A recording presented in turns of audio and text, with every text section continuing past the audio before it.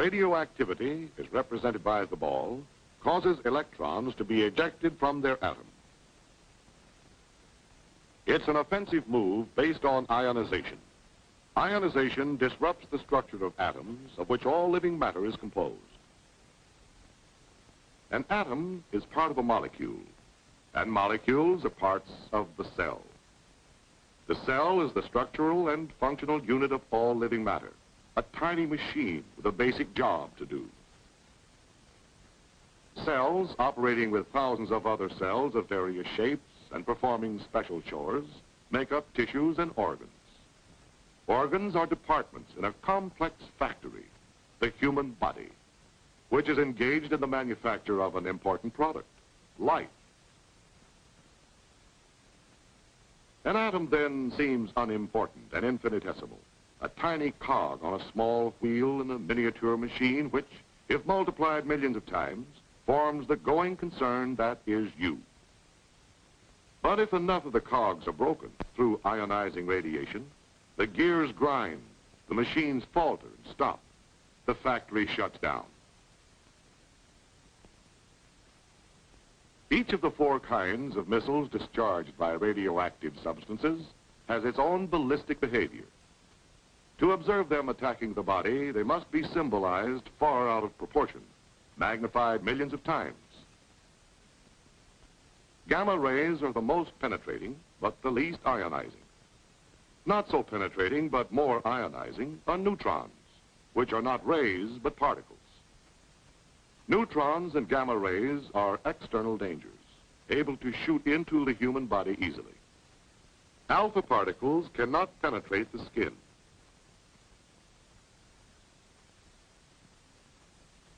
Beta particles can cause surface burns if the assault is sufficiently concentrated and sustained. Both are able to gain entry through the eating and breathing of radioactive matter or via breaks in the skin.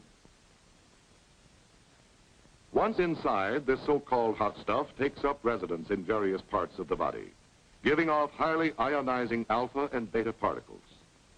And how long does this radio rat race go on? The body will succeed in casting off some of this material, but it is a long, slow process. There's no effective method for dislodging the stuff. No known way of neutralizing or destroying it. There is no method of hastening its half-life, which is the time required for 50% of the substance to decay. With some substances, it is a matter of less than a second. But if you had some plutonium inside you, you wouldn't make any plans to celebrate the event. Plutonium's half-life is 24,000 years. The various kinds of cells which make up the parts of the body differ in their vulnerability to radiations. Most sensitive are lymph cells, such as those found in the tonsils. Next is bone marrow, which manufactures red and white blood cells. Then the sex cells, followed by tendons and cartilage, as in the nose. Muscles and nerves, the toughest of all. In general, cells which reproduce rapidly and whose efficient functioning depends on that ability are most affected. Radiation halts their reproduction, which is a simple process of one cell dividing into 2. This destructiveness has been harnessed and put to work in the radium treatment of cancer, which consists of cells that have gone wild and multiplied too fast. The manifestations of radiation in the body are many and range from slight to severe. Loss of hair, nausea, bleeding, inability of the body to resist other ailments and make its own repairs. These are some of them. And they may be climaxed by the ultimate symptom, death itself. However, complete recovery is more probable. The illness runs a course from causes to effects. Much of the mystery surrounding it is maintained by the general public, which is determined to regard radioactivity as potent and irresistible as the evil spirits of the Indians. This can be partly explained by man's fear of dangers he cannot sense, a fear fanned into widespread misunderstanding and by sensational speculation on what radiations can do. Radioactivity is dangerous, but to say that it's deadly, period, is as misleading as giving a flat answer to the question, how high is up? The radium-treated dial of your watch, for instance, is harmless. Nuclear emanations became a threat when man isolated such hot stuff as radium and worked intimately with it, broadening its scientific, medical, and industrial use. A threat, however, that has been effectively controlled through observing caution.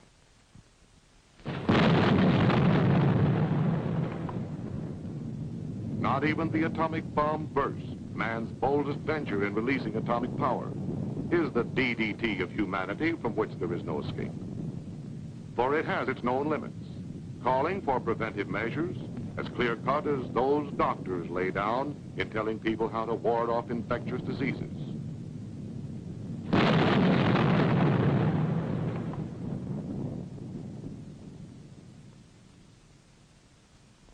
The first and obvious one is, be someplace else when it happens. Distance lends considerable enchantment to an A-burst. But under some conditions, that's a hard rule to follow.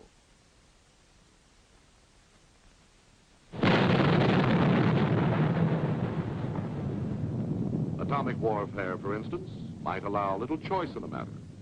So if you can't stay away from it, you must stay with it, as safely as possible and properly protected.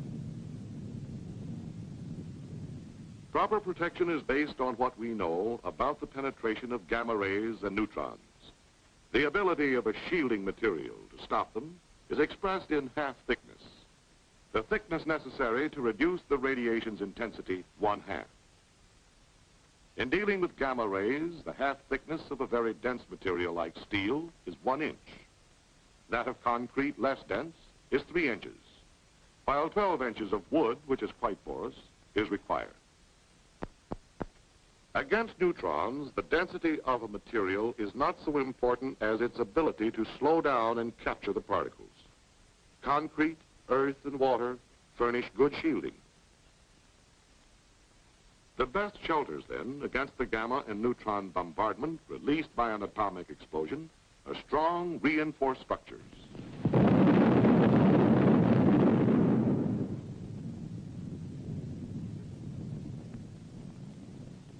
That prompt bombardment of a high aerial burst is severe but short-lived, since it is carried up into the stratosphere. It's safe to go into the area under the explosion about 2 minutes after it occurs. Not so with an underwater blast, however, and presumably in the event of underground and surface explosions. The area is contaminated with radioactive material which gives off alpha and beta particles and gamma rays. However, the material which emits alpha and beta must be taken into the body through the mouth and nose, or skin breaks, before they can carry on with their injurious ionizing. Steps to prevent the perpetration of these inside jobs include eating only food which has been inspected and passed on, guarding against breathing radioactive dust, care in handling contaminated articles such as clothing, washing them or disposing of them if badly contaminated, thorough cleaning, especially the hair and under the nails. Sound medical practice demands not only a knowledge of the way harmful agents operate, but an accurate estimate of those agents. Radioactivity is detected by various instruments, such as this Geiger counter and pocket chamber. They have as their unit of measurement the Röntgen, or fractions thereof. This dial is graduated in Röntgens, allowing for precise readings of contamination in persons and things. It will tell how much radiation the wearer has received. The human body's resistance to destructive agents and its recouping powers vary with individuals. This man might recover quickly from a rattlesnake bite. This one might succumb to a bee sting. Aware of this range of vulnerability, doctors have set extremely safe and low exposures, such as 3/10 of a Roentgen per week, as the maximum gamma radiation dose for laboratory and industrial workers with radioactive materials. They calculate that 300 to 500 times this much, 150 or more Roentgens, may bring out symptoms of sickness. The median lethal dose, which is the amount necessary to kill half the persons exposed, is placed by most medical authorities at around 450 Roentgens, received by the victim's entire body and within a short period of time. Thus, it takes a very special combination of circumstances to cause the death of a person by radiation. A combination that's a remote possibility in ordinary work with radioactive materials, and not nearly so frequent in atomic warfare as is commonly believed. But suppose that despite preparedness and preventive measures, one gets a dose sufficient to cause sickness. What then? Is this the stock answer? The unavoidable sequel? Or this? Most emphatically, it's this. Radiation illness lends itself to treatment. The treatment is symptomatic, which means the doctors relieve the symptoms or effects rather than remove the cause. To clarify, when you take aspirin to get rid of a headache, that's the symptomatic approach. Removal of an injured or infected member of the body is specific treatment. A radiation patient is bolstered in all possible ways. The body, a remarkable self-repairing machine, if given half a chance, is assisted in overcoming the effects of ionization. For example, if the patient's supply of red blood cells is down, he is given a transfusion of whole blood. If the count of white blood cells, the policemen, the anti-germ guards of the human system, is so low he can't resist infection, he gets penicillin. Medical researchers are constantly seeking to supplement symptomatic with specific therapy. The atomic bombing of Hiroshima and Nagasaki took the Japanese completely by surprise. Their medical facilities were pretty well knocked out. Nevertheless, an impressive share of radiation patients recovered, and it's estimated that good medical care might have reduced fatalities considerably. The Japanese didn't have that kind of care, yet the deaths attributed to the bomb's radioactivity made up a small part of the total, about 15%. It is reasonably assumed, though, that many who were killed by the bomb's other destructive forces sustained radiation doses that would ultimately have proved fatal. In short, they were burned and beaten into oblivion before they had a chance to die from radiation, which puts the finger squarely upon one of the major fallacies in the public attitude toward atomic weapons. It's the fallacy of devoting 85% of one's worrying capacity to an agent that constitutes only about 15% of an atomic bomb's destroying potential. And that's unsound. Doesn't fit. If you must worry, concentrate on the blast effect of an A-bomb. It's prompt and devastating. It causes a gigantic rearrangement of things, a complete change of scenery, and means sudden death to those who chance to be in the way when it's happening. Don't forget the fires that follow. Consider the flash heat, which changes the complexion of all that it strikes. Bear in mind always that blast and heat are an A-bomb's most powerful weapons, that their lethal range is greater and their effects much quicker than the radiation. Blast and heat are hazards that warrant concern but not panic, because they aren't new or novel. They're the same forces of World War II's conventional bombings, which some of you may have experienced, and you did all right. You're here.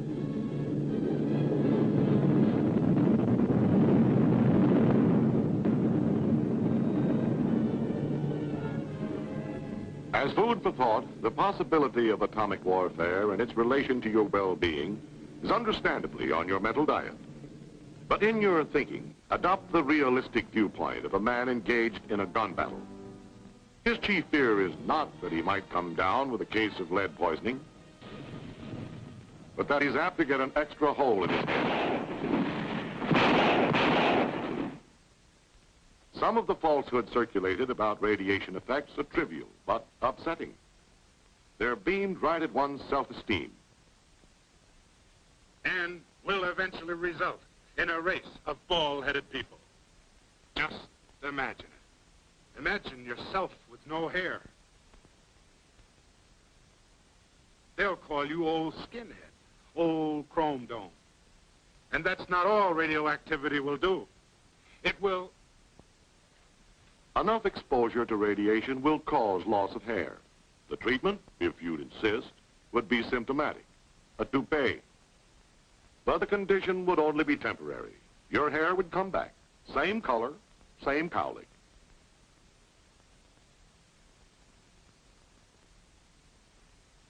A fear that is grossly built up in popular print is that radiation will cause impotence, which is the mechanical inability of a man to fulfill his sexual role.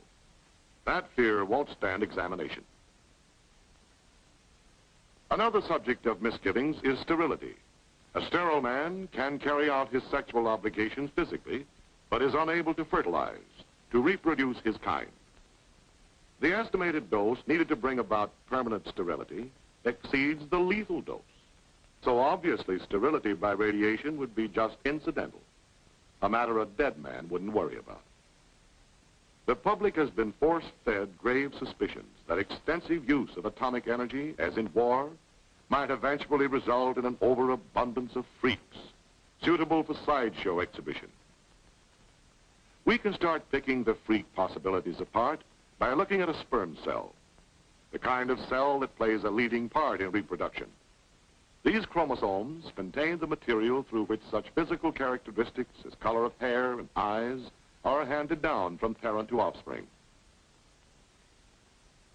Sometimes the chromosomes are broken up. This upsets the heredity controlling material when the cell divides, and the result may be a mutation, a variation from the parent. It occurs naturally and may also be brought about by radiation. But radiations can't produce any new kinds of mutations. They can only increase the natural rate. Is the increase enough to stew about? No. We can't experiment along these lines with humans, but we can observe the effect of radioactivity on mice and fruit flies, which produce new generations so frequently that to study them for a short time is like reviewing a long span of mankind's history. These are the probabilities, and they aren't important enough to lose any sleep over. Besides, a mutation can be a good variation, an improvement over the barren. If you'll be honest with yourself, face the facts, you'll probably realize that your principal worry ought to be that your offspring will look just like you.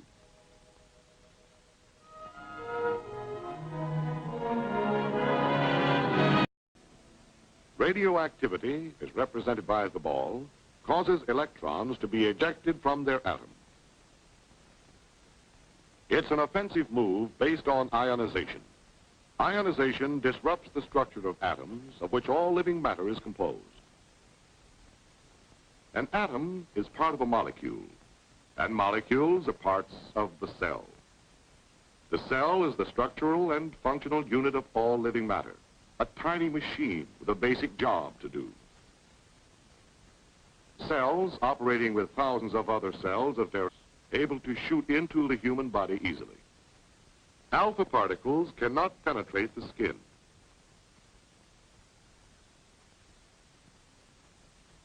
Beta particles can cause surface burns if the assault is sufficiently concentrated and sustained. Both are able to gain entry through the eating and breathing of radioactive matter or via breaks in the skin. Once inside, this so-called hot stuff takes up residence in various parts of the body, giving off highly ionizing alpha and beta various shapes and performing special chores, make up tissues and organs. Organs are departments in a complex factory, the human body, which is engaged in the manufacture of an important product, life. An atom then seems unimportant and infinitesimal, a tiny cog on a small wheel in a miniature machine which, if multiplied millions of times, forms the going concern that is you. But if enough of the cogs are broken through ionizing radiation, the gears grind, the machine's particles. And how long does this radio rat race go on? The body will succeed in casting off some of this material, but it is a long, slow process. There's no effective method for dislodging the stuff. No known way of neutralizing or destroying it. There is no method of hastening its half-life, which is the time required for 50% of the substance to decay. With some substances, it is a matter of less than a second. But if you had some plutonium inside you, you wouldn't make any plans to celebrate the falter and stop. The factory shuts down. Each of the 4 kinds of missiles discharged by radioactive substances has its own ballistic behavior. To observe them attacking the body, they must be symbolized far out of proportion, magnified millions of times. Gamma rays are the most penetrating, but the least ionizing. Not so penetrating, but more ionizing, are neutrons, which are not rays, but particles. Neutrons and gamma rays are external dangers.